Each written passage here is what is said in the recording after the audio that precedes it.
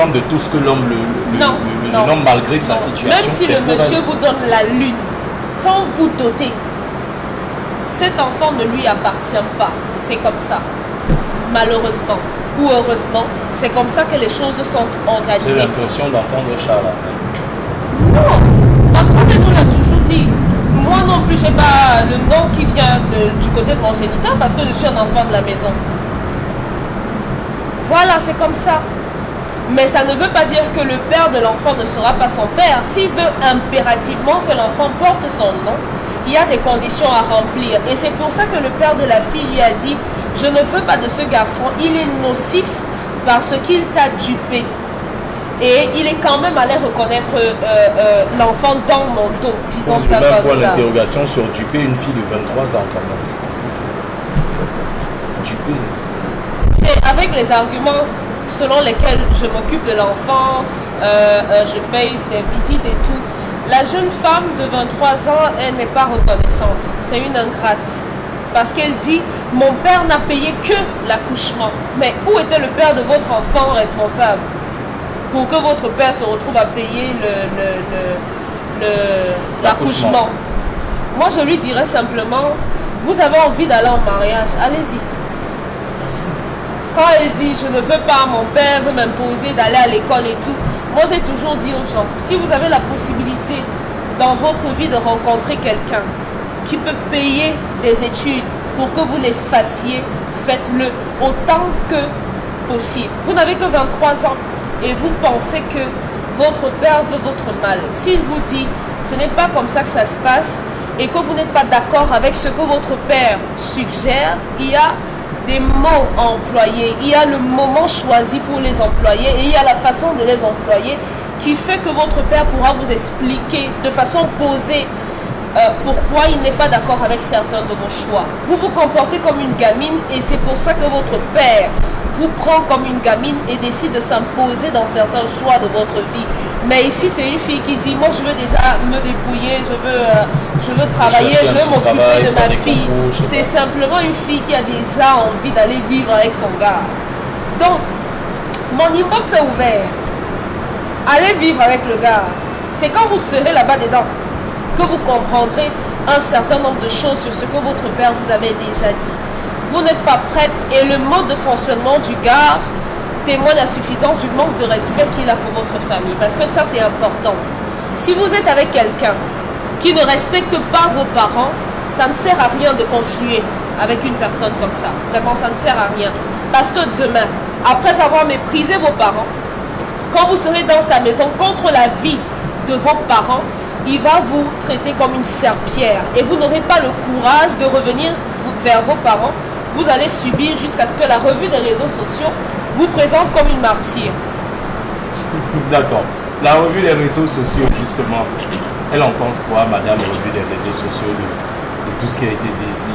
Dominique Audrey, sa position, ce que la jeune fille devrait faire avant qu'elle n'arrive sur la revue des réseaux sociaux. Hein. Elle pense quoi, madame, revue des réseaux sociaux? Peut-être que ça deviendra le gros sujet, on ne sait jamais. La question m'est destinée. Elle fait quoi? Elle fait quoi, la jeune fille, avant de devenir un sujet de la revue des réseaux sociaux?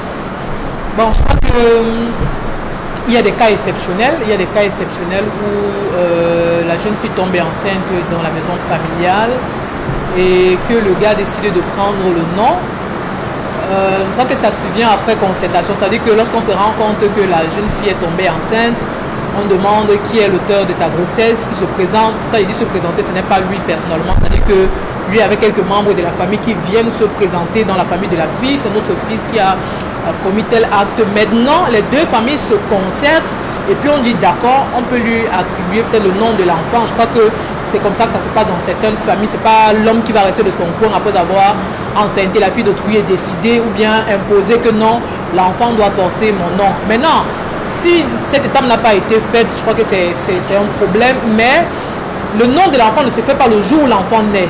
Non, je crois qu'il y a 9 mois de grossesse. Pendant les 9 mois, on réfléchit le nom qu'on va donner à l'enfant. Ce n'est pas à l'hôpital que le géniteur débarque et dit que l'enfant va porter mon nom, ou bien le père de la fille ou bien le petit-fils de l'enfant, de la fille que celui dit, viendra dire que cet enfant doit porter le nom de mon père et autres. Non. il y a tout le temps, il y a 9 mois et après 9 mois, les familles se concèdent, on dit d'accord, on donne le nom à l'enfant selon telle ou telle autre chose. Si le gars prend des engagements comme quoi je vais épouser votre fille, puis après 6 mois, après 1 an, on reviendra pour faire ce qu'il faut et prendre de la fille. Je crois qu'en ce moment, on peut donner le nom à l'enfant. Vous pensez qu'il n'y a pas eu ces engagements-là? S'il n'y a pas eu, c'est un problème.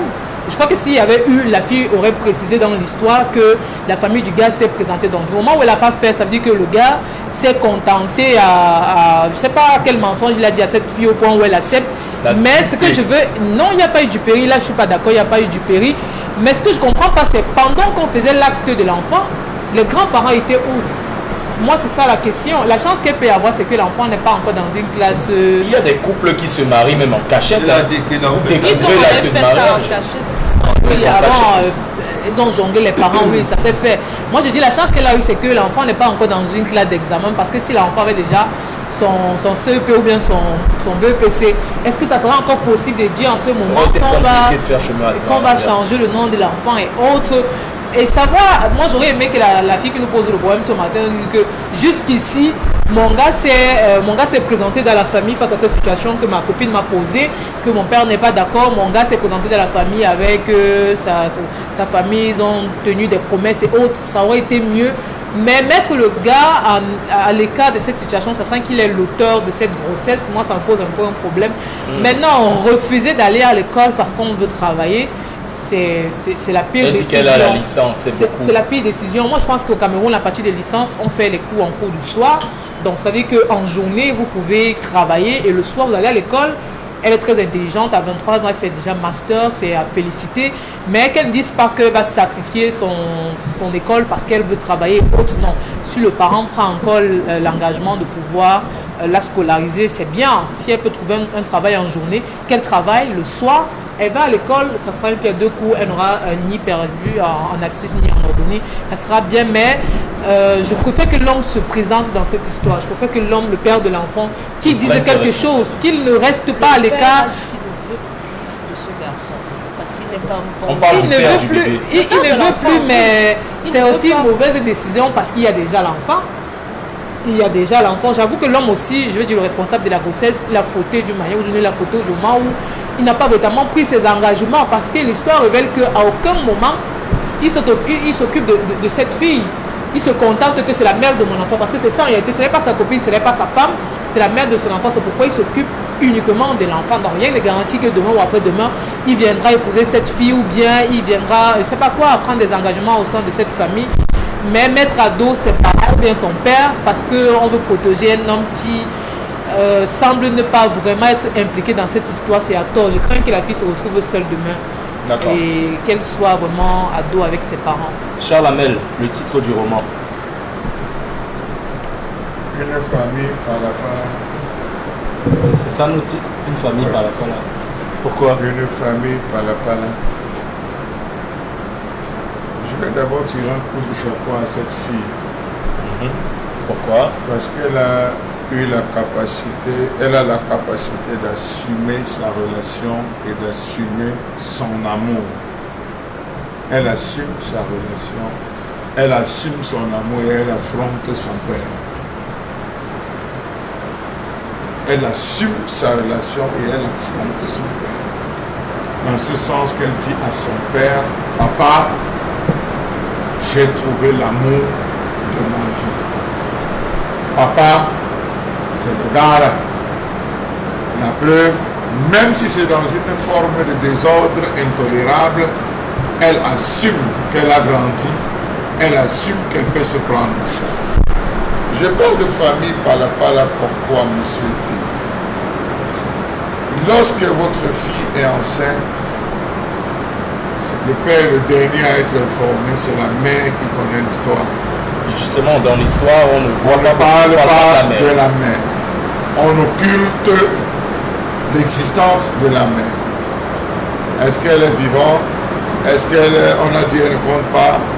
Est-ce qu'il y a une relation très forte, étendue entre le père et sa fille? Je dirais oui. Le père et la fille, le père aime tellement la fille qu'il ne s'attendait pas à une grossesse.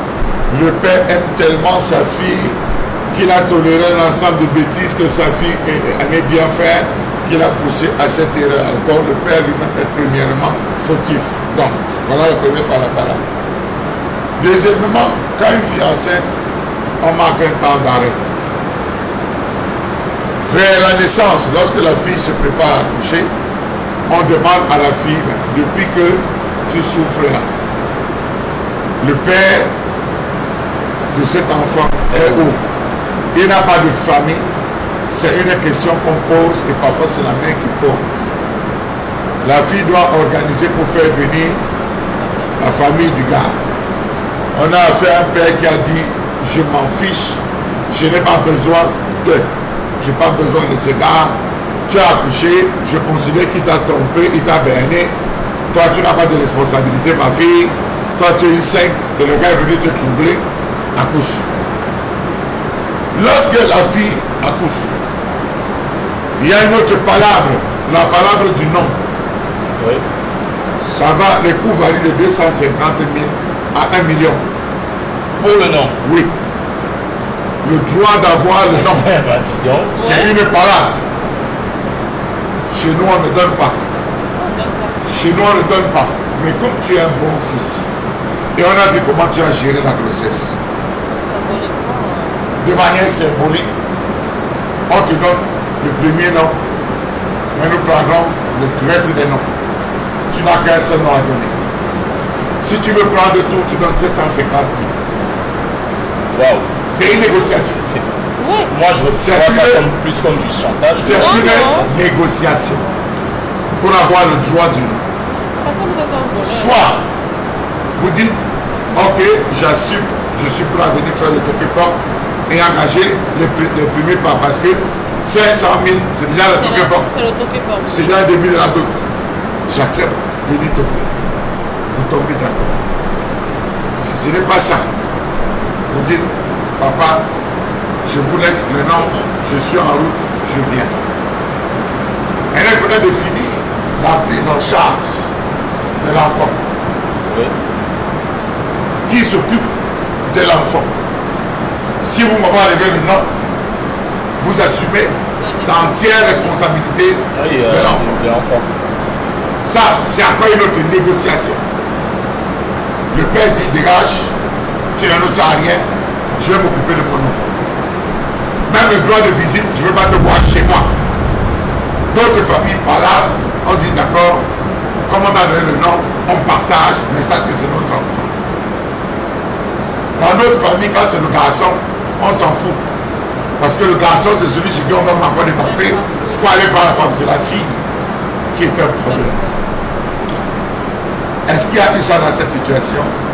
Non. Le père ne veut discuter avec personne. Mais la fille nous dit que le gars, quand même, s'occupe du bébé. Vous ne pouvez pas vous occuper du bébé et laisser la mère. C'est impensable. On ne peut pas aimer le poussin sans aimer la mère. C'est impensable. Peut-être qu'il fait des efforts, mais pas suffisamment.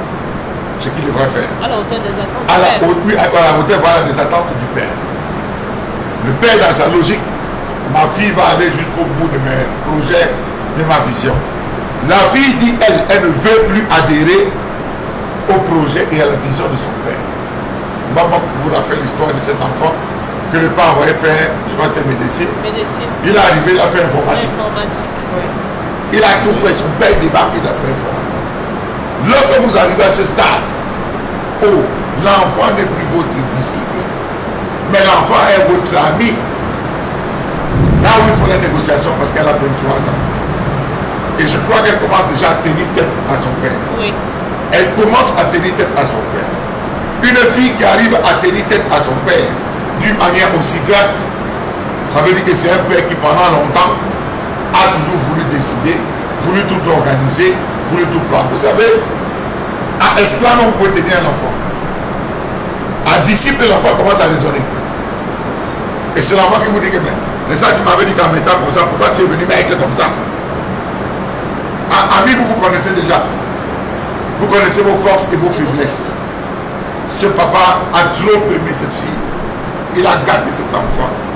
Et aujourd'hui, il est coupable. Il est victime de cet amour, ce trop plein d'amour qu'il a donné. Sauf qu'on a posé le problème ici. Cette fille a une décision, elle va partir. Elle a déjà son idée derrière. Elle a déjà son idée, elle va partir. Vous ne pouvez pas la retenir, elle va partir. Donc, je dirais à la fille, ne commets pas cette bêtise. Ne commets pas cette bêtise. Ne sors pas de la maison de ton père. Discute, même si c'est 10 ans avec ton père, amène-la à comprendre. Demande au gars de gagner la confiance de ton père. Demande au gars de gagner la confiance de ton père.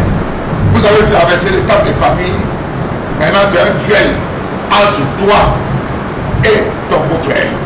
Tu aurais pu jouer, gagner ce pari, ce combat, si tu avais introduit ta famille pendant la grossesse, pendant l'accouchement. Mais tu ne l'as pas fait. Tu vas devoir gagner la confiance. Peut-être le père veut un avocat. Peut-être il veut un colonel d'armée. Peut-être il veut, peut-être il veut. C'est à lui de gagner la confiance. Je dois avouer que j'aime bien le Charles Hamel de ce vendredi. Je suis malin. J'aime bien le Charles Hamel de ce vendredi. Bon, vous partagez la même vision. Si jamais vous avez, je sais pas moi, je vais dire ça comme ça, un Kainji Julien, 22 ans, qui vous ramène une grossesse à la maison, alors qu'avec sa licence en droit des affaires, vous vous disiez, ah, ça c'est ma juriste, ça c'est ma petite fille. Elle vous ramène quelque chose pareil. Et en plus, c'est dans le nom. En plus, c'est dans le nom au gars dont vous n'avez jamais vu le père ni la mère. Vous réagissez comment? Je vais réagir à peu près comme le papa. Donc on va fortement réprimander Kainji Julien. Tout à fait, fortement. Et vous avez écouté la conclusion de Charles Hamel. Il y a des niveaux où il est inutile de rivaliser son père. Comme disait Dominique Côté, inutile là. Parce que cet enfant risque de porter des malédictions parce qu'on ne discute pas un œuf. Voilà. On ne discute pas un œuf, on parlemente. Et il y a des œufs, on risque le casser. Oui, tout à fait. Parce qu'il y a des non-dits au départ. Donc je vais dire des préalables qui auraient pu amener à la peinture. Nulle part on ne voit la famille de garçon. Parce que moi, je continue à penser comme le père que ce garçon ne va pas l'épouser. Donc la fille aime le vide. Elle aime le vide. Parce que si elle nous dit que je considère que c'est un accident, le gars ne va pas m'épouser, je vais négocier pour que je commence à travailler. Mais l'enfant d'autrui, tu vas le mettre où? Tu as déjà donné l'enfant d'autrui à quelqu'un. C'est l'enfant de la maison, ce n'est pas son enfant. Parce que moi, quand j'ai suivi l'histoire, là où Charles Hamel, moi, n'a pas le même point de vue. La fille veut se libérer de la prise. Papa, il est dictateur, oui. Mais la fille intègre que cet homme n'est pas son mari. Mais elle a cette idée-là dans la tête. Oui. Donc, elle a donné son enfant. Si je résume bien, on a en face une jeune fille qui, entre guillemets, se sert de son bébé comme prétexte pour détacher le lien qu'elle a avec son père, en sachant qu'elle prendra son indépendance et dira, bon, regarde, c'est ton enfant, oui, moi je t'ai donné ton enfant, moi je veux. Et c'est là où je ne suis pas d'accord avec elle. Je ne suis pas tout à fait d'accord. C'est-à-dire, c'est comme ça que j'ai compris son raisonnement. Et à ce moment-là, est-ce que le monde du travail c'est free? Qu'elle continue l'école. D'abord, elle va multiplier les affrontements avec papa. Et c'est pas bon. D'abord, l'enfant risque de couper. Si elle dit qu'elle termine l'école là, elle peut travailler. Bon, souhaitons-lui la chance de trouver un travail stable. Mais est-ce qu'il y a des garanties? Vous voyez donc qu'elle pourra demain accentuer la douleur de papa par rapport à l'enfant, mais également le chômage qui va dire, son père a dit, l'argent n'a jamais manqué pour que tu fasses l'école. Puisque de toutes les manières, son père n'envisage pas l'épouser. C'est que va aussi loin que possible, j'ai encore les moyens, la possibilité de te mettre à l'école et elle va ajouter donc un deuxième aspect là, qui va faire en sorte que papa ne dormira pas tranquille. Vous avez donc un père qui ne dort pas tranquille parce que vous avez volé son enfant et parce que vous pensez être déjà suffisamment, elle ne pourra pas bien grandir. C'est vrai, papa, à ce moment, lorsqu'un enfant fait un accident, vous tempérez un peu. Même si vous étiez dictateur, il faut tempérer, comme disait Chalamel, vous l'écoutez. Mais est-ce que le garçon aura, je ne pense pas, à ce niveau-ci, ce n'est pas le garçon qui peut venir négocier, c'est sa famille qui pourra venir négocier. Mais le garçon dans la structure que j'ai fait mon enfant, je ne laisse pas mon sang dehors, on me l'a donné, c'est tout. En même temps, jeune fille, aujourd'hui, si vous avez une idée derrière la tête, il faudra y réfléchir à 2 fois. Il y en a qui cherchent aujourd'hui le moyen qu'on leur paye l'école pour pouvoir continuer à poursuivre leur rêve, mais ils n'en ont plus la possibilité. Parce qu'elle elle risquera même de se vendre moins cher. Oui. L'homme qui a cette attitude-là, et elle qui est des parents, d'en dire que tous les désagréments qu'elle aura, m'a dit, mais attends, moi je n'ai que ça. Hein. Vous avez encore la possibilité qu'il y ait quelqu'un qui puisse assurer le point de vue financier de votre école. Et en même temps, si vous partez aujourd'hui, qui vous dit que cet homme acceptera toujours de continuer de s'occuper de l'enfant? Il y aura un moment donné où vous allez devoir porter un tout petit peu, et si vous n'avez pas ce qu'il faut, eh bien, ce sera votre enfant qui en paiera les conséquences. En tout cas, vous aurez l'occasion de revisiter votre façon de voir les choses et surtout votre relation avec votre père. Nous, on va passer au deuxième arrêt. C'est la colère de Charlemagne Batchou.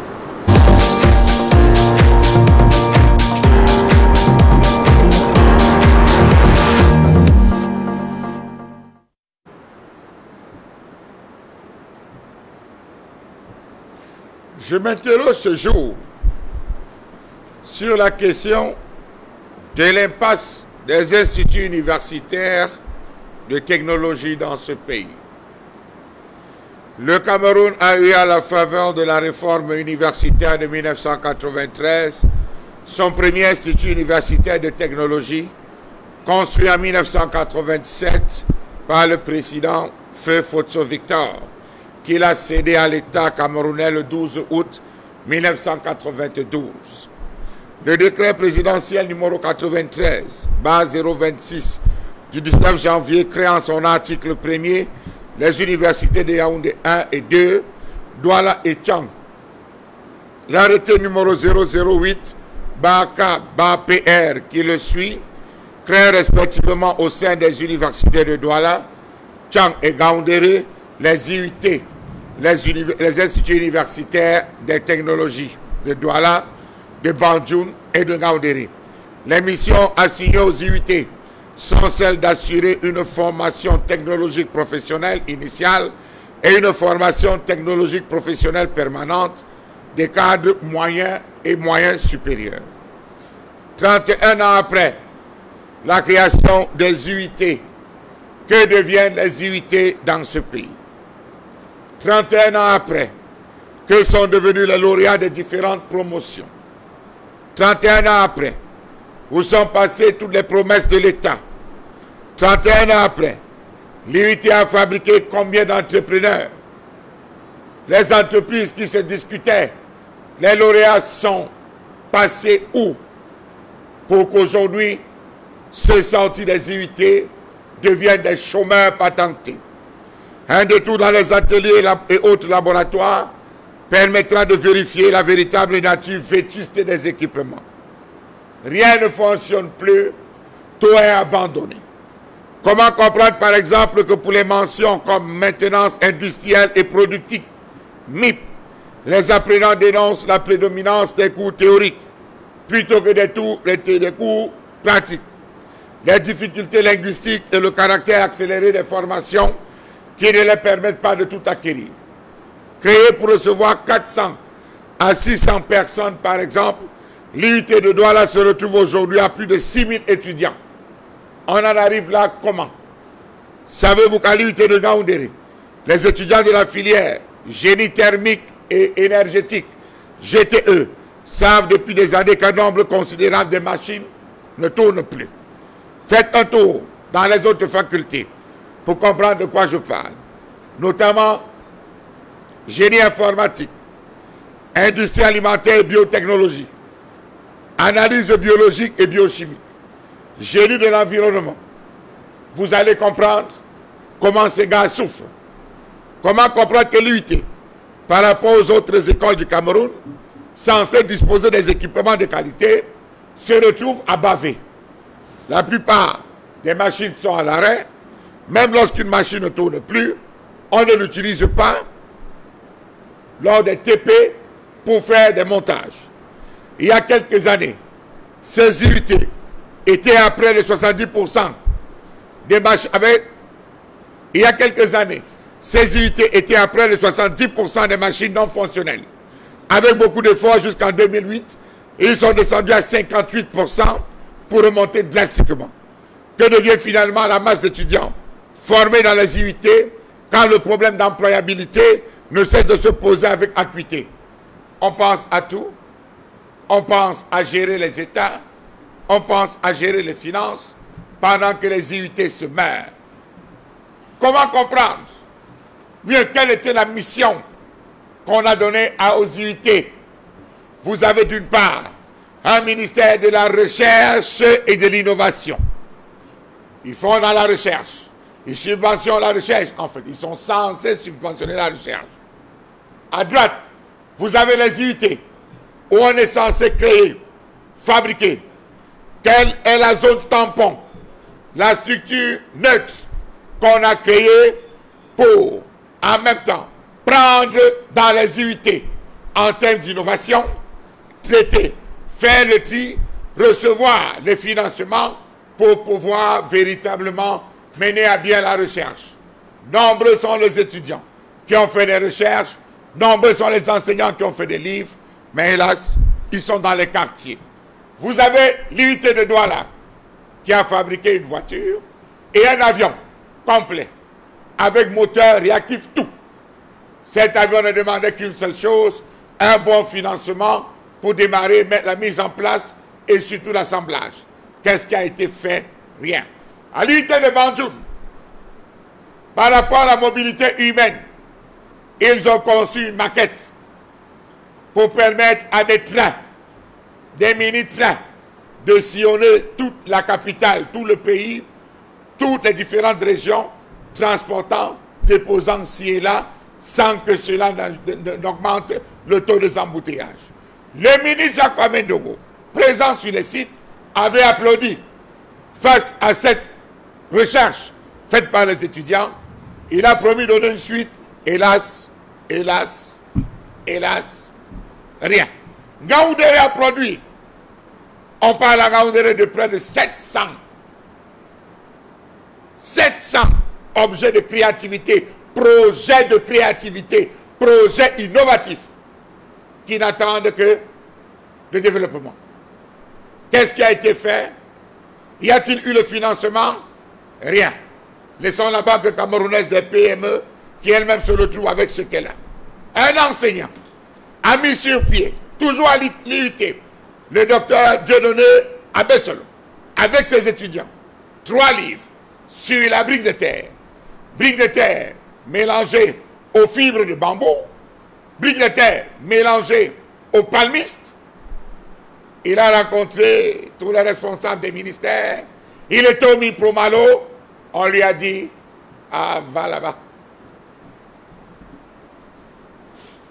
Et voilà, on revient encore. Il y en a plein comme ça, des choses que l'on peut citer, Mbombo Mbengan, à l'IUT de Douala, comme à l'IUT de Yaoundé, un plan de circulation dans la ville de Douala avait été mis sur pied par des étudiants de l'IUT, encadrés par des enseignants et des professionnels de l'urbanisme. Ce plan, on nous l'avait annoncé, avait été présenté aux délégués de la communauté urbaine de l'époque. Finalement, il n'a jamais été adopté. On a pris quelques petites photos et tout, et bam, dans les tiroirs. Pendant la pandémie de coronavirus, on a vu des étudiants de l'IUT mettre des dispositifs sur pied. Des dispositifs pour justement, au lieu d'acheter, comment on les appelait encore, les trucs qu'on mettait sur la tête des gens là. Comment on appelait ça? Les trucs qui ressemblaient à des pistolets, comme si on voulait te braquer là. Ils ont mis sur pied des portiques entiers pour les édifices publics qui permettaient de capter la chaleur et de déterminer si un individu faisait des pics de chaleur symptômes du coronavirus. Où sont-ils passés? On se demande alors, Mbombo Mbengan, à quoi sert l'IUT? Qu'est-ce qu'on a mis comme contenu dans l'IUT? Parce que Charles Amel a posé la question principale. Pourquoi en est-on arrivé là? Ça rentre dans la question initiale que l'entrepreneur en chef avait à détruire ce que son prédécesseur a fait. Ici, on l'a détruit pour régler les problèmes politiques, avec notamment le professeur Titi Sezoua. C'est malheureux, mais je pense qu'il faut dire certaines choses. La création d'Institut universitaire de technologie obéissait à une logique. Il a parlé, Charles Amel, de l'employabilité. Ça veut dire que le tissu industriel du Cameroun allait, j'allais dire quoi, s'épanouir davantage.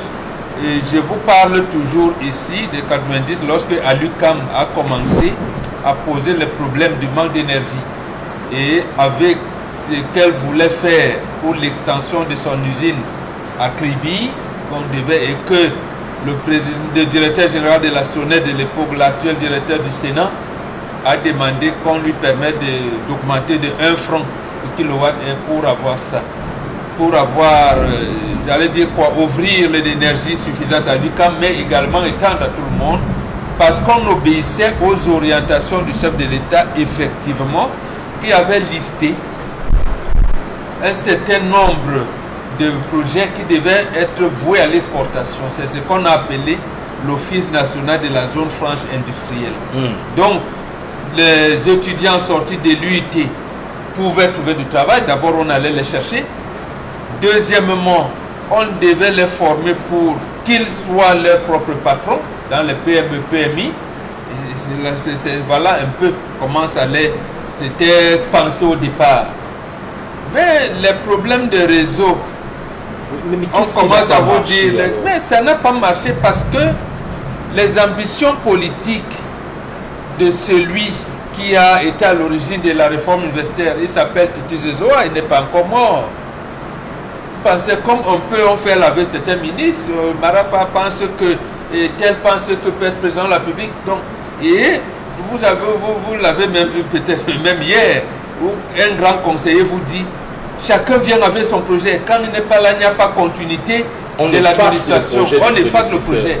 Donc c'est cela, c'est-à-dire revenir, j'allais dire quoi, booster, j'allais dire, ou alors implémenter la politique initiale de l'UIT allait être considéré comme si on était en train d'implémenter un projet d'un adversaire politique qui s'appelait Titi Sezoua.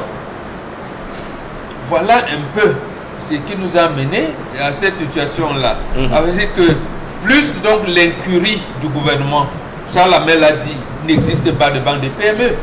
Parce que même lorsque Titi Sezoua était d'ailleurs en prison, lorsque l'ONUDI vient pour renforcer cette branche-là, les PME, PMI, en créant la bourse des sous-traitance, le genre de commun, même là, on n'arrive pas à faire en sorte que l'UIT, ça a donc été récupéré par les IPES. Vous entendez BTS, oui, et par formation comme ça là, bon, et conséquence, il a dit dans sa chronique, des laboratoires, les ateliers, les UIT sont dans cette expérimentation. Voilà, et tout. Nous sommes arrivés lors d'une soutenance, Dominique Audrey, à l'IUT de Douala, une soutenance dans le domaine du génie civil, donc la construction des bâtiments et tout.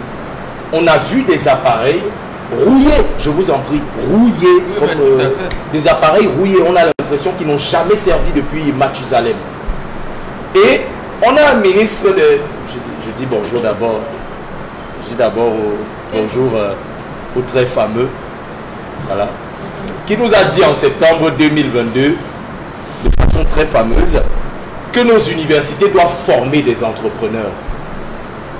On a l'Institut universitaire de technologie qui était censé former des individus qui vont encore plus impacter le secteur technologique camerounais. Mais on se dit, qu'est-ce qui ne marche pas aujourd'hui au point où, depuis 2009, on a plus de 58% des ordinateurs de l'UIT de Ngaoundéré qui sont à sèche. Depuis 2012, On a, depuis 2022, on a des enseignants vacataires de l'Institut universitaire de technologie de la ville de Douala qui se plaignent des paiements. On met alors quoi dans les UT? Là, on veut professionnaliser quoi? Le diplôme. Le diplôme. Le diplôme qu'on veut professionnaliser. Dès que vous sortez, vous avez et le pas diplôme. l'enseignement. Pas l'enseignement. C'est fou quand même. Vous enverrez, vous, votre enfant à l'UT? Moi, quand moi j'entendais IUT avant, C'est la crème de la crème, c'était presque comme les NAM. C'est prestigieux, n'est-ce pas? Ouais. Ça sonne bien. Tu es ingénieur. Ingénieur. Ah. Oui, le nom est resté, malheureusement. Je ne sais pas, comme on a expliqué, à une certaine époque, il y avait quand même de la matière qui sortait de là. On aurait espéré que ça continue jusqu'aujourd'hui, mais malheureusement, non. Malheureusement, non. Il y a le matériel qui ne suit pas, il y a l'évolution technologique qui n'est pas encore au rendez-vous. Il y a tellement de manquements qu'aujourd'hui, tout le monde se lance dans la formation des professionnels en tout. On a les IPES qui fleurissent un peu partout. Vraiment, vous voulez devenir maçon professionnel et tout ça, allez là-bas. Vous voulez le génie des procédés informatiques, allez là-bas. Quand vous allez même ailleurs pour apprendre l'informatique, ce qu'on nous donne même dans cette école de formation-là, il n'y a pas... C'est pas suffisant pour être compétitif. Pas de contenu, oui. Il n'y a pas de contenu. On vous donne simplement des leçons. À aucun moment on ne peut expérimenter. Donc, que ce soit dans le privé ou dans le public, les personnes qui ont l'appel, la vocation pour la technologie, malheureusement, ne se retrouvent pas. Conséquence aujourd'hui, beaucoup de personnes se retrouvent à aller étudier à l'étranger.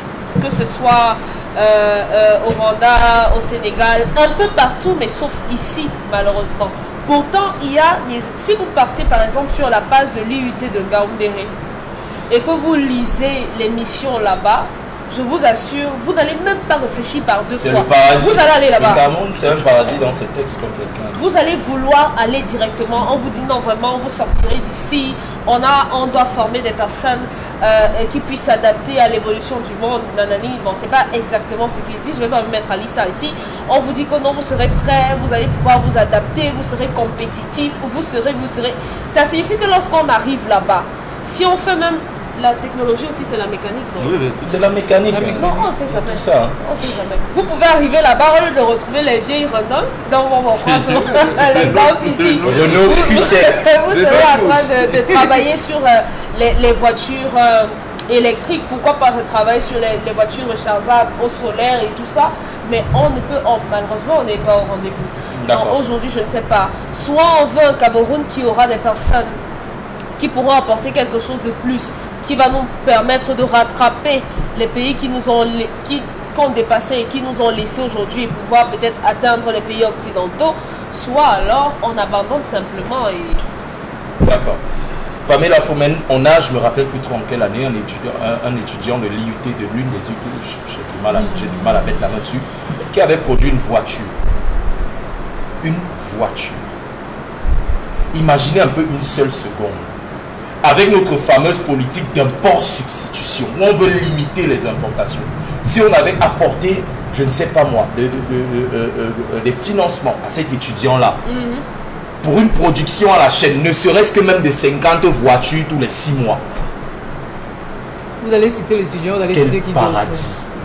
Moi je vous dis quel paradis, c'est quel pied pour dire comme qu'est-ce que l'importation rapporte pour qu'on valide la fabrication des voitures localement? Pourtant, si ça vient d'ailleurs, je crois qu'on va seulement se coucher pour récupérer. On va dire que non, ça vient de l'étranger. Renault Q5. Moi, j'ai des souvenirs de l'UT. Ça fait quoi, 5 ans? Pour fréquenter à l'UT, c'était pas n'importe qui. Autrefois, c'était par concours. Donc, ça dit que ce sont les méritants qu'on retrouvait à l'UT. Même si aujourd'hui, il y a par étude de dossier et autres. Mais avant, c'était le concours. Donc, pour passer le concours de l'UT, c'était pas donné à n'importe qui. Moi, je connais quelqu'un qui est ingénieur, permettez-moi, qui est commerçant au marché Koulou, il va les sacs, qui est un produit de l'UT. Je sais qu'il a fait commerce là-bas. Non, je crois que c'est un technicien, non? Un truc comme ça. Mais ce qu'il fait aujourd'hui n'a rien, mais alors... Rien à voir avec ce qu'il a fait à l'UT. Savoir qu'une école comme celle-là qu'on ne retrouve pas de matériel, honnêtement, j'ai du... Parce qu'il y a des filières auxquelles... on en retrouve, hein, sauf que c'est vieux.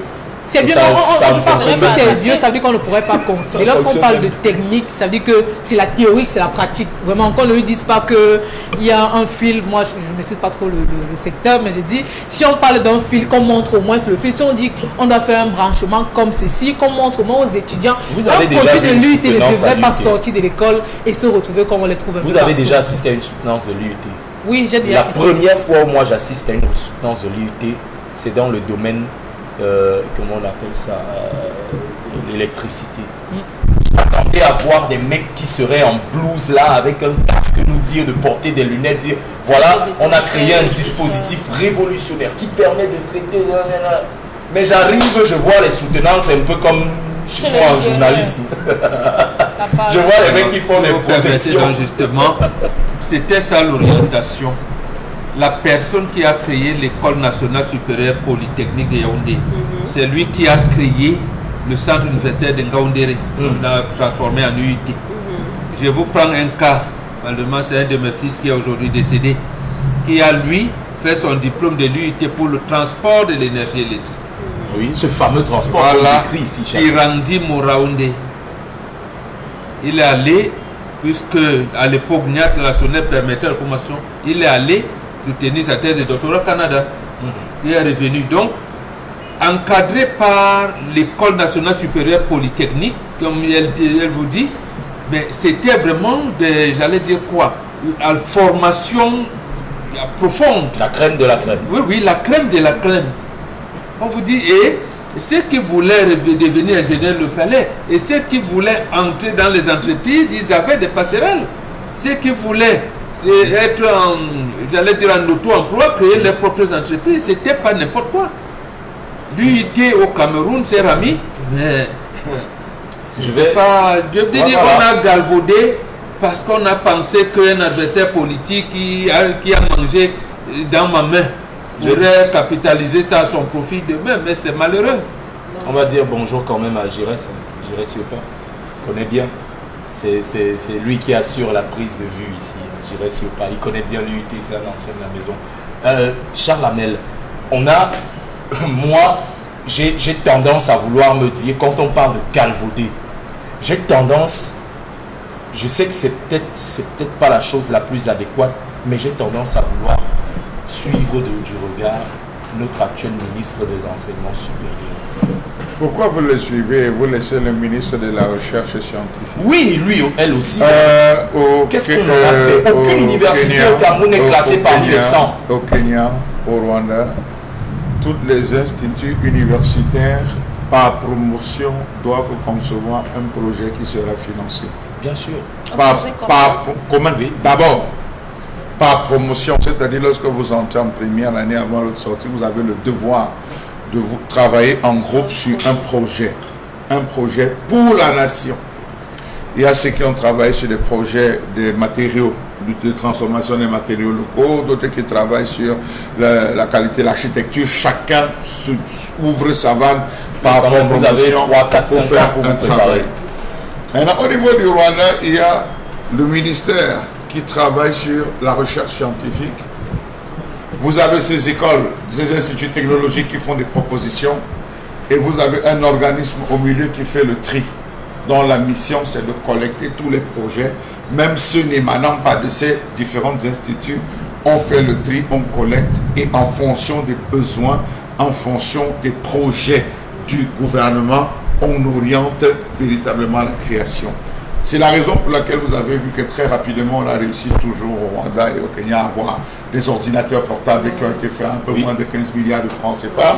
C'est toujours grâce à ces organismes que vous avez pu avoir les premiers véhicules qui ont été faits avec assemblage toujours au Rwanda ou au Kenya. Vous avez grâce à eux découvert la nouvelle qualité de bitume sur lesquels les gars sont en train de travailler, parce que les gars disent qu'il faudrait absolument réduire la masse d'importation d'ici 2030. Charles Hamel dit simplement parce que l'orientation politique vise. Quand tu dis les gars disent, on peut penser que c'est les politiques qui donnent du contenu à dire cela. J'en viens à cela. Nous, ça fait 31 ans que les IUT fonctionnent. Montrez-moi une rigole faite par un gars des unités. Montrez-moi des projets. C'est pas que ça manque. Il y a. C'est là, mais ça manque. Il y a le génie. Il y a des génies. Vous avez des gars qui ont fait des travaux remarquables. Un gars vous dit que je ne peux pas faire génie thermique, environnement, je vais m'asseoir, GTE. C'est quel ça? On étudie quoi? Tout le cours, ce n'est que théorique. Qu'est-ce qui va bien? On les amène dans la salle en disant que quand vous allez arriver à un certain niveau, voici le type de machine que vous allez utiliser. Comme les enfants qui font informatique. Ici, là, ça, ce sera pour appuyer tel, ça sera pour faire ça, ça sera pour... On ne peut pas démarrer parce que la machine est obsolète. Il faudrait déjà que vous vous familiarisez. Ça, c'est quelle histoire, ça? Il y a des gars qui ont fabriqué les emballages à l'aide de fibres de bananier et l'amidon du manioc. Les emballages, donc en principe, on aurait pu utiliser le plastique pour emballer les cacahuètes et quoi que ce soit. Mais l'UIT, on a coupé l'université de système financier. Il n'y a aucune banque qui peut dire tel truc, moi je vais industrialiser, et bon, ça n'existe pas. On a complètement coupé. En tout cas, c'est l'un des principaux problèmes entre université et monde professionnel et surtout le domaine financier. Qu'a-t-on fait des IUT et surtout des universités? Mesdames et messieurs, on marque une courte pause, on revient derrière.